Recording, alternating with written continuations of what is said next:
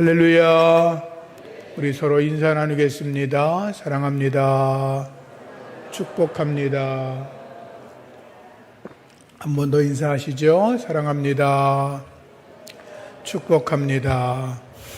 여러분들을 축복합니다. 하나님의 은혜와 평강과 복이 여러분과 여러분의 가정에 영원하시기를 축복합니다. 이제 이번 주에 중고등부가 수련회를 하게 됩니다. 수련회 기간 중에 양화진에 있는 선교사 묘지를 방문한다고 들었습니다.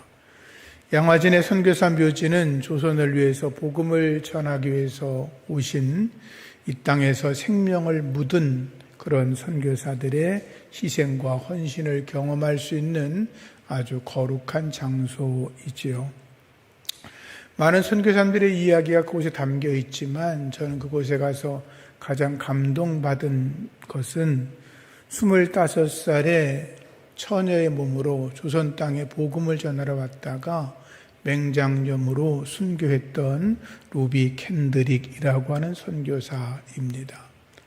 맹장이라 그러면 요즘은 병도 아니라 그러잖아요. 그런데 당시에는 조선 땅에 의학이 발달되지 않았으니까 지금 생각하면 말도 안 되는 병을 가지고 제대로 치료해보지도 못하고 이 땅을 떠나간 믿음의 여인 루비 캔드릭입니다.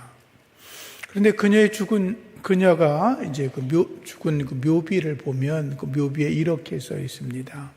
내게 1000개의 생명이 주어진다면 그 모든 생명을 조선 땅에 바치겠다라고 하는 것입니다. 얼마나 감동적인 말입니까? 1000개의 생명이 있어도 그것을 조선 땅에 바치겠다. 한국교회는 그러한 선교사들의 헌신과 희생으로 그들의 순교로 지금까지 건강하게 부흥하고 있는 줄로 믿습니다. 그녀가 죽기 전에 부모님들에게 쓴 편지글에 2가지 내용을 말씀을 드리면 하나는 이런 것이 있습니다.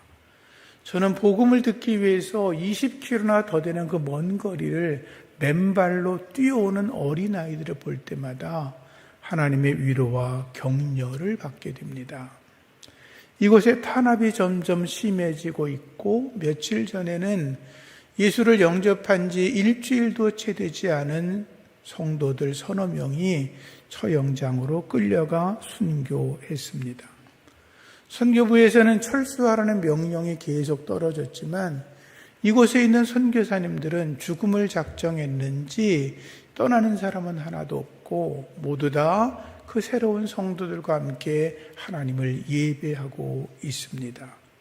저도 이 땅에서 심장을 묻을 생각입니다. 또 하나 그녀의 편지의 마지막 부분에는 조선 땅에 많은 영적인 꽃들이 피어납니다. 그들이 열매가 맺히고 또 그들이 씨앗이 돼서 이 땅에 또 여러 나라의 복음을 전하게 될 거라고 그렇게 편지를 했습니다.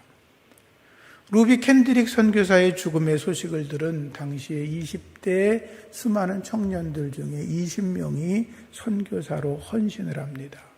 그들은 전 세계에 흩어져서 썩어지는 밀알이 돼서 30배, 60배, 100배의 열매를 얻는 거룩한 기적을 하나님 앞에 드러냈습니다.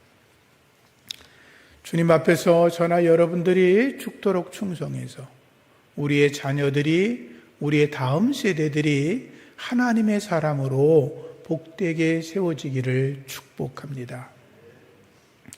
성경에 하나님의 기쁨이 되는 교회들이 많이 있지만 그 중에 으뜸되는 교회는 안디옥 교회라고 생각을 합니다.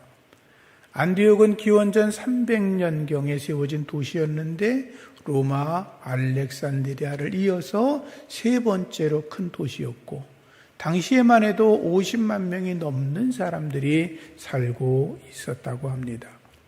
로마의 부유함, 헬라의 문화, 동방의 사치 이런 것들이 어우러져서 그 지역은 누가 보아도 부러움을 사는 최고의 도시 중에 하나였습니다.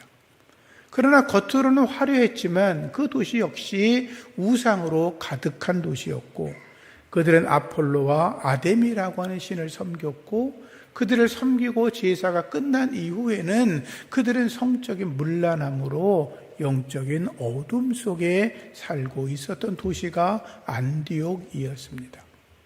그런데 그 흑암의 도시, 어둠의 도시, 음란으로 가득한 도시, 우상으로 가득 차 있는 그 도시를 하나님께서 하나님의 백성을 통하여 변화시키시려고 그곳에 교회를 세우셨는데, 그것이 바로 안디옥 교회였던 것입니다.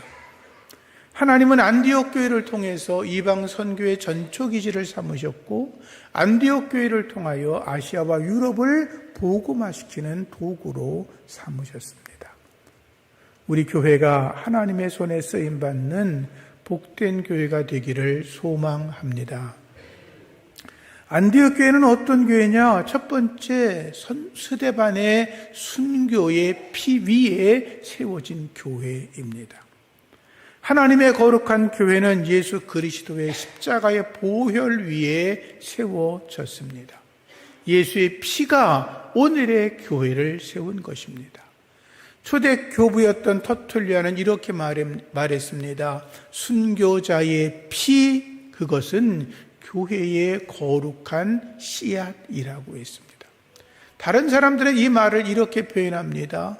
순교자의 피가 교회를 세운다라고 이야기를 했습니다. 말씀을 보면 사도행전 11장 19절에 그때에 스데반의 일로 환난으로 말미암아라고 말씀이 있습니다. 스데반을 순교당한 이야기는 잘 아시죠? 스데반이 유대인들을 던지는 돌에 맞아 순교한 그때를 기점으로 해서 유대인들은 이것이 바로 기독교 공동체, 교회 공동체, 예수 믿는 자들을 잡아 죽이는 신호탄처럼 생각을 하고 맹수가 짐승을 잡아먹듯이 아주 달려들기 시작했습니다. 성경을 보면 사도행전 8장 1절에는 그날에 예루살렘에 있는 교회에 큰 박해가 있었다. 8장 3절에는 사울이 교회를 잔멸할새 각 집에 들어가 남녀를 끌어다가 옥에 넘겼다라고 말씀하고 있습니다. 스데반이 순교하자마자 교회는 극심한 박해로 시달리기 시작했다는 거죠. 여기 잔멸하다라고 하는 말은 쇠잔에서 없어졌다라는 말입니다. 영어 표현으로는 destroy, 파멸했다는 것입니다. 아주 짓밟아 버려서 남은 게 없을 정도로 교회를 그렇게 잔혹하게 핍박했다라고 하는 것입니다. 폭력이나 무력을 사용해서 사람의 신체나 인격을 아주 무너뜨려 버렸다는 것입니다. 사울이 예수를 믿는 자들을 잔멸하는 모습을 어떤 이는 이렇게 설명했습니다. 먹잇감을 노리고 있던 맹수가 결정적인 순간에 달겨들어서 먹잇감을 낚아채서 뜯어먹는 것처럼 사울이 기독교인들을 샅샅이 수색하고 체포하고 죽여버렸다라고 이야기를 했습니다. 하나님을 열심히 섬기던 예루살렘 교회가 핍박으로 인해서 잔혹한 일을 당하게 되었다는 거죠.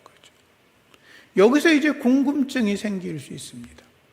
왜 하나님은 예루살렘 공동체를 베드로를 통해서 3,000명이나 시간이 지나면서 5,000명이나 하나님을 예배하며 모이던 그 예루살렘 교회를 왜 하나님이 핍박하셨겠냐라고 하는 것입니다. 그것은 예수님의 말씀을 잘 기억하면 알 수 있습니다. 예수님 승천하시면서 말씀하십니다. 하늘과 땅의 모든 권세를 내게 주셨으니 그러므로 너희는 가서 그 다음 모든 족속으로 제자를 삼아 아버지와 아들과 성령의 이름으로 세례를 주고 내가 너에게 분부한 모든 것을 가르쳐 지키게 하라. 거기 말씀에 모든 민족에게라고 말씀하셨습니다. 사도행전 1장 8절에도 주님이 승천하실 때 말씀하시죠. 오직 성령이 너에게 임하시면 너희가 권능을 받고 예루살렘과 온 유대와 사마리아와 땅끝까지 이르러 내 증인이 되라고 말씀하셨습니다. 주님의 말씀은 예루살렘에서만이 아니라 너희가 예루살렘과 동시에 유다를, 동시에 사마리아를, 동시에 땅끝까지 가서 복음을 전해야 한다. 예루살렘을 다 복음화한 다음에 그 다음에 유다를 가는 게 아니라 예루살렘과 동시에 유다를, 동시에 사마리아를, 동시에 땅끝까지 가라고 하나님이 명령하셨는데, 예루살렘 교회는 여기가 좋사오니 하고 자기들끼리 예배하고 자기들끼리 서로 돕고 자기들끼리 먹고 마시고 자기들끼리의 잔치의 교회를 만들었던 것입니다. 그래서 하나님은 당신의 뜻을 이루기 위해서 복음이 땅끝까지 전하게 하는 가장 큰 방법 중에 하나는 예루살렘 교회를 핍박하는 거였습니다. 그리고 그 핍박이 두렵고 겁이 나고 목숨이 살아야 되겠다고 생각한 사람들은 예루살렘을 떠나서 유다와 사마리아와 땅끝으로 도망가기 시작했고, 그 도망간 사람들 중에 한 무리가 안디옥에 이르러서 헬라 사람들에게 복음을 전했고 그들이 예수를 믿어 만들어진 공동체가 안디옥 교회였던 것입니다. 그래서 안디옥 교회는 이름 없는 사람들에 의해서 세워졌습니다. 우리가 그럴 수 있죠. 당대 유명한 사람이 누구예요? 바울, 베드로, 12사도 또는 7 집사들에 의해서 안디옥 교회가 세워진 게 아니라 사도행전 11장 20절에 보면 구브로와 구레네 몇 사람이 안디옥에 이르러 헬라인에게도 주 예수를 전파했다라고 나오거든요. 그러니까 여긴 이름이 없어요. 구브로, 구레네 온 몇 사람이 안디옥까지 도망왔다가 그들에게 복음을 전했고 그들 중심으로 세워진 것이 안디옥 교회라고 하는 거죠. 이름도 알려지지 않았던 사람들, 평신도들 몇 사람이 안디옥 교회를 세웠다라고 하는 것입니다. 그들은 스데반의 순교 때문에 자기 목숨이 겁이 나서 도망을 나왔지만 그들 속에는 복음에 대한 뜨거운 열정이 담겨 있었고 자기 속에 있는 십자가와 부활의 복음을 전하지 않고는 견딜 수 없었던 것입니다. 기독교회사를 보면 예수님께서 승천하신 이후에 30년이 채 지나지 않아서 복음이 북아프리카, 스페인, 로마 제국 전역에 급속도로 퍼졌다고 기록하고 있습니다. 그런데 이렇게 수많은 지역에 교회들이 설 수 있었던 것은 사도들이나 7 집사들이 한 것이 아니라 이름 없는 성도들이 가는 곳마다 하나님의 복음을 전했기 때문이었고, 바로 그런 자들이 예수 그리스도 안에서 영적 영웅인 줄로 믿습니다. 오늘날 교회도 마찬가지입니다. 이름 있는 목사님이나 장로님들에 의해서만이 아니라 여러분들처럼 이름 없이 빚도 없이 숨은 자리에서 하나님을 섬기는 일들을 통해서 하나님의 교회가, 우리 새샘교회가 건강하게 세워가는 줄로 믿습니다. 안디옥 교회는 다양한 사람들로 구성되었습니다. 사도행전 13장 2절 보면 안디옥 교회 선지자와 교사들이 있으니 바나바와 니게르라고 하는 시므온과 구레네 사람 루기오, 분봉왕 헤롯의 젖동생 마나엔, 그리고 사울, 이렇게 5명을 이야기합니다. 바나바와 사울은 유대인이었습니다. 다른 사람들은 아프리카 출신이었습니다. 이 피부 색깔이 다르다는 거죠. 그들은 피부가 다르고 말이 다르고 문화가 다르고 먹는 음식이 다르고 생각이 다르고 판단하는 게 서로 다르고 그들은 철학도 다르고 가치관도 다른 사람들이었지만 예수 안에서 하나가 되었다는 것입니다. 사실 그렇잖아요. 피부가 다르고 생각이 다르고 인종이 다르면 부딪히는 일들이 많은데 그들은 주 안에서 하나가 돼서 하나님의 거룩한 교회를 세웠다는 거죠. 우리들 같은 경우는 안 그런 것 같아요. 우리는 같은 피부, 같은 말, 같은 족속, 같은 동네, 비슷한 그런 문화와 생활 속에 살아가면서도 우리는 조금만 자기 마음에 안 들면 소리 지르고 언성이 높아지고, 그리고 속으로 안 좋은 마음을 품고 다른 사람에게 알지도 못하는 말로 비난하고, 우린 그러잖아요. 그런 것이 여러분 속에 남아있다면 회개하시고 주 안에서 하나 되시기를 예수 이름으로 축복합니다. 예수님께서 기도하십니다. 하나님, 우리가 하나인 것처럼 저들로 하나가 되게 하여 주시옵소서. 이게 예수님의 기도였습니다. 교회가 주님을 정말로 예배한다면, 여러분이 정말로 예수님을 믿고 따라가는 성도라면, 우리는 주 안에서 형제와 자매이기 때문에 한 마음과 한 뜻을 가지고 같은 말로 하나님을 섬기며 교회를 건강하게 든든하게 하나님이 기뻐하시는 교회를 세워야 될 줄로 믿습니다. 내 생각과 조금 다르니까 아니야! 이게 아니라 하나님의 성령의 음성에 순종할 수 있기를 주의 이름으로 축복합니다. 시편 133편 1절에 이런 말씀 있죠. 형제가 연합하여 동거함이 어찌 그리 아름다운지요. 이 말씀의 은혜가 우리 새샘교회에 임해야 될 줄로 믿습니다. 안디옥 교회는 성령에 순종하는 교회였습니다. 성령에 순종하는 교회는 기도합니다. 성령에 순종하는 성도는 누가 시키지 않아도 겸손하게 주님을 섬깁니다. 성령의 은혜가 있는 사람들은 누가 시키지 않아도 전도합니다. 성령의 은혜가 있는 사람들은 누가 뭐라고 말하지 않아도 이름 없이 빚도 없이 조용히 섬깁니다. 누가 알아주지 않아도 하나님 앞에 엎드려 겸손하게 살아갑니다. 그 사람이 무엇을 하는지 안 하는지도 모르는데도 그는 하나님의 나라 위해서 언제나 희생하며 살아갑니다. 여러분, 성령으로 충만하기를 축복합니다. 성령 받은 사람은 자기를 드러내지 않습니다. 자기 자랑하지 않습니다. 바울처럼 자기를 쳐 복종시키고 날마다 쳐서 죽이고, 바울이 그랬잖아요. 나는 날마다 죽노라 그랬죠. 자기 자랑거리를 배설물로 버린다 그랬잖아요. 오직 십자가와 부활을, 예수의 복음만을 위해서 헌신하는 사람들, 그들이 성령 충만한 것입니다. 안디옥 교회는 성령의 세미한 음성을 들을 수 있었습니다.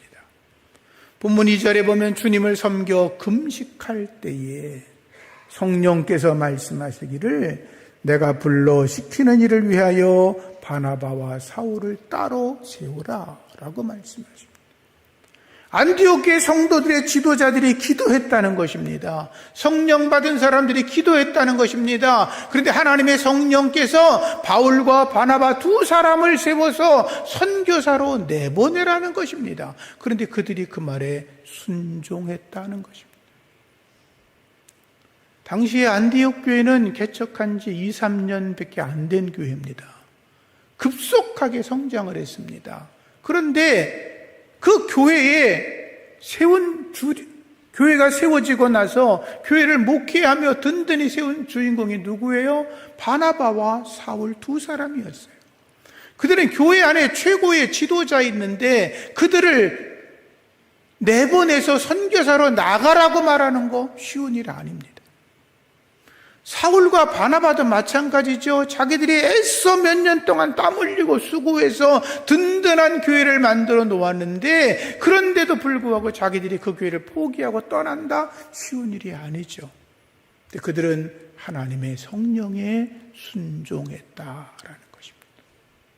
내가 아니라 성령께서, 나의 영광이 아니라 하나님의 영광을 위해서, 나의 욕심과 나의 권력과 내가 소유하고 싶은 것이 아니라 하나님이 원하시면 언제든지 기꺼이 자기를 버릴 수 있다는 것이 당시 지도자들의 믿음이었던 것입니다.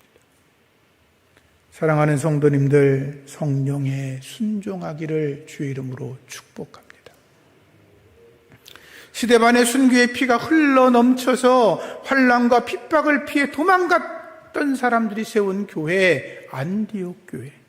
그들은 예루살렘 교회보다 더 든든하고 강력한 교회로 세워졌습니다. 하나님 말씀에 더 순종했고, 하나님 말씀에 더 충성했고, 하나님 말씀에 더 헌신했고, 예루살렘 교회는 생각도 해보지 못했던 선교사들을 파송하는 능력의 교회가 되었던 것입니다. 선교는 하나님의 나라를 세우는 것입니다. 회개하라, 천국이 가까웠다고 외친 주님의 말씀을 온 세상에 전파하는 것입니다. 사단에게 붙들려 있던 사람들을 해방시켜서 그들을 하나님의 품으로 옮겨드리는 것이 선교이고 전도입니다. 여러분들이 선교헌금을 드리는 거 너무나 잘 하시는 겁니다. 그것을 통해서 한 생명 한 생명이 천하보다 더한 귀한 생명이 주님께로 돌아온다면 그보다 더 좋은 일이 어디 있겠습니까? 그런데 죄송하지만 우리 교회 성도님들은 선교헌금을 너무 조금 하시는 것 같아요. 다음 달부터는 좀 2배로 했으면 좋겠어요. 아멘 하는 사람은 하나도 없네. 많이 하셔야 돼요. 그리고 하나님께서 우리와 우리의 자녀들에게 복도 주시고 그들의 길을 열어 주시는 줄로 믿습니다. 윌리엄 캐리라고 하는 선교의 아버지라 부리는 분이 이런 말을 했어요. 하나님으로부터 위대한 일을 계획해라. 하나님을 위하여 위대한 일을 시도해봐라. 그렇게 행한다면 하나님께서 여러분들과 자녀에게 큰 상을 주실 줄로 믿습니다. 하나님 말씀하셨습니다. 사도 바울을 통하여 이렇게 말씀하죠. 내 사랑하는 형제들아, 견실하여 흔들리지 말고 항상 주의 일에 힘쓰는 자가 되라. 이는 너희 수고가 주 안에서 헛되지 않은 줄 알미니라. 계시록에는 말씀했습니다. 보라, 내가 속히 올 거다. 내가 줄 상이 너한테 있는데 각 사람이 그가 행한 대로 갚아주리라. 안디옥 교회 안에는 훌륭한 지도자들이 있었습니다. 바울과 바나바, 설명하지 않아도 훌륭한 인물들이죠. 특히 바나바는 성경에 기록합니다. 그는 착한 사람으로 성령과 지혜가 충만했다. 교회가 어려움을 당할 때 가난한 사람들을 구제하지 못했을 때에 자기의 밭을 팔아서 사도들 앞에 발 앞에 갖다 두고 그 돈으로 가난한 사람들을 구제하라고 했던 영적 지도자였습니다. 나중에 안디옥 교회를 가서 안디옥 교회가 어떤 교회인가를 이렇게 둘러보다가 그들에게 하나님의 거룩한 말씀을 가르치고 은혜를 베풀고 고대 문헌에 보면 그가 전도한 사람이 5만 명은 됐을 거라는 기록이 있을 정도입니다. 그런데 바울과 바나바만이 아니라 그 안디옥 교회는 훌륭한 평신도대 이름이 13장 1절에 쭉 기록되어 있어요.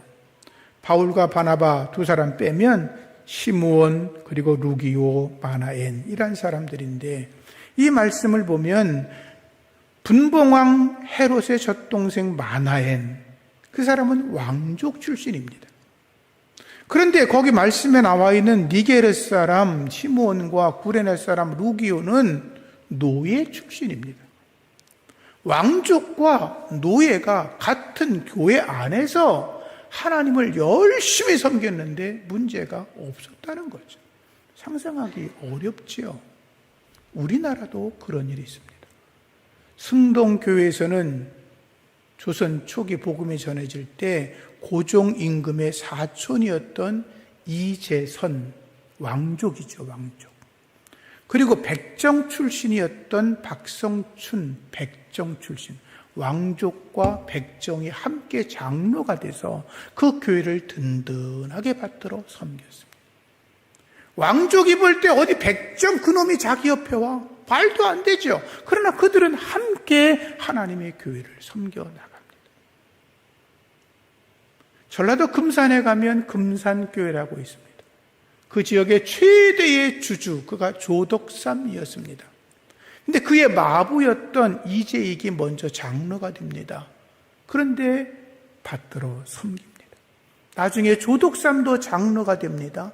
근데 조덕삼이란 그 장로가 이 이재익이라고 하는 장로가 얼마나 청명하고 신앙이 좋은지를 보았기 때문에 그를 평양신학교에 보냅니다. 목사가 되었습니다. 자기 교회 담임 목사로 모십니다. 그리고 교회를 뜨겁게 부흥시켰습니다. 여러분, 스스로 낮아지는 자, 하나님을 위해 자기를 복종하는 자, 그들을 통해서 하나님의 교회가 든든히 서가는 줄로 믿습니다. 여러분들이 그렇게 해주시기를 주의 이름으로 부탁을 드립니다. 성령과 지혜가 충만한 사람, 착한 행실을 통하여 하나님께 영광 올리는 사람, 주변 사람이 그를 보고 그의 삶의 변화를 보고 소금과 빛된 삶을 보고 선한 삶을 보고 너를 보니까 정말로 하나님이 살아계셔 라고 고백할 수 있는 그런 주인공이 여러분 되기를 주의 이름으로 축복합니다. 안디옥 교회는 가르치고 배우는 교회였습니다. 바나바가 교회를 부흥시키면서 고민이 있던 건 뭐냐 하면 성경을 제대로 가르쳐야 되겠다. 예수의 복음을 제대로 전달해야 했다고 생각을 했는데 자기 능력으로는 부족하다는 걸 여기고 자기보다도 훌륭하다고 생각되었던 사울을 이 안디옥 교회로 모시고 옵니다. 그때 사도 바울은 길기리아 다소 자기 고향에 한 10년 정도 머물고 있었습니다. 이름도 없었습니다. 누구도 성경에는 그가 이제 부활의 주님을 만나고 나서 엄청나게 일을 곧한 것처럼 기록되어 있지만 사실 숨겨진 성경을 잘 보면 바울이 숨어있던 시간이 거의 이름 없이 지내던 시간이 10년 정도 되었습니다. 그를 데리러 가는 사람이 바나바였습니다. 바나바는 여러분들이 지난번 우리 정현수 목사님한테 설교를 들었지만 사울이 예수를 영접하고 나서 예루살렘 교회를 찾아봤을 때 베드로, 야고보, 요한 교회 지도자들이 다 거부했습니다. 거짓말로 와서 우리를 속일 수도 있다고 판단했기 때문에 그때 사울을 만난 사람이 바나바였고 바나바가 그의 말을 다 듣고 사울은 진짜 회심했다고 이야기를 해줬기 때문에 예루살렘 교회에서 받아들일 수가 있었던 겁니다. 그러니까 사울을 데리러 갈 때 본인이 안 가고 240km나 되는 먼 곳 떨어져 있는데 사람을 보내도 됩니다. 그러면 바울이 듣고 안 올 수가 없지요. 그런데 바나바가 직접 찾아갑니다. 마치 유비가 제갈공명을 찾아갈 때 삼고초려한 것처럼 찾아갑니다. 그리고 안디옥에 데리고 와서 복음을 가르치게 하고 교회가 더 든든히 서고 그 일이 있은 후에 안디옥 교회 성도들은 그리스도인이라는 별명을 받게 되죠. 사랑하는 성도님들, 하나님 말씀을 사모하시기를 부탁합니다. 어린아이처럼 사모하시기 바랍니다. 교회 안에서 성경 공부가 만들어지면 적극적으로 참석하시기 바랍니다. 시간이 온전치 않으면 여러분 제가 새벽 설교에 날마다 말씀을 강의하고 있기 때문에 여러분들이 날마다 제 새벽 설교를 들으면 여러분들이 성경에 대한 이해가 넓어지고 은혜가 충만해질 것입니다. 그것도 부족해라고 하는 분들은 교회 밖에서라도 복음주의 교회 안에서 말씀을 잘 이렇게 가르치는 집회나 또는 세미나나 이런 것들이 있을 때 여러분들이 찾아가시고 또는 신학교를 찾아가서 청강을 하면서 하나님 말씀을 배우면 여러분들의 영적 삶에 크게 도움이 될 줄로 믿습니다. 말씀을 사모하시기를 축복합니다. 마지막으로 안디옥 교회는 세상을 섬기는 교회였습니다. 믿음이라고 하는 건 수직적으로는 하나님을 예배하고 하나님과의 관계를 온전케 하는 것입니다. 그러나 믿음은 수평적으로는 이웃들을 위해 사랑하고 나누는 삶을 살아가는 것입니다. 그게 교회의 존재 목적이죠. 사도행전 11장 28절에 보면 천하의 흉년이 들었다. 천하의 흉년이 들었대요. 여러분, 천하의 흉년에 들면 교회는 흉년이 안 찾아올까요? 교회도 어렵죠. 똑같은 거예요. 코로나가 찾아왔을 때 교회가 엄청 힘들었던 것처럼 똑같은 거예요. 그런데 그 천하의 흉년이 들었을 때 안디옥 교회가 그 어려움 중에서도 구제 헌금을 모아서 본교회였던 예루살렘에 구제 헌금을 보내죠. 대단한 교회 아니에요? 나도 힘들지만 이웃을 위해서 나눌 수 있는 믿음, 그것이 복된 믿음인 것입니다. 올해 들어와서 목장들이 작은 교회 또는 선교단체를 방문하면서 사역하는 분들을 격려하고 위로하고 힘을 북돋아 주는 분들이 여러 목장이 있는데 너무 잘하시는 거예요. 그런 일들이 더 확장되어야 돼요. 이름 없이 빛도 없이 여러분들이 그렇게 섬겨 나가면 하나님의 거룩한 교회의 영적인 은혜, 하나님이 기뻐하시는 공동체가 확장될 줄로 믿습니다. 여러분이 그렇게 헌신해 주시기를 부탁합니다. 하나님은 고아의 아버지시며 과부의 재판장이라고 하셨습니다. 예수님은 내 이웃을 내 자신같이 사랑하라고 하셨고, 바울은 이웃을 사랑하는 것이 율법의 완성이라고 말했습니다. 말씀을 줬겠습니다. 우리 새샘교회가 서문학교회, 빌라델비아 교회, 안디옥 교회처럼 하나님의 기쁨이 되는 교회가 되기를 소망합니다. 그 일을 위해서 여러분들이 헌신해 주시기를 주의 이름으로 부탁을 드립니다.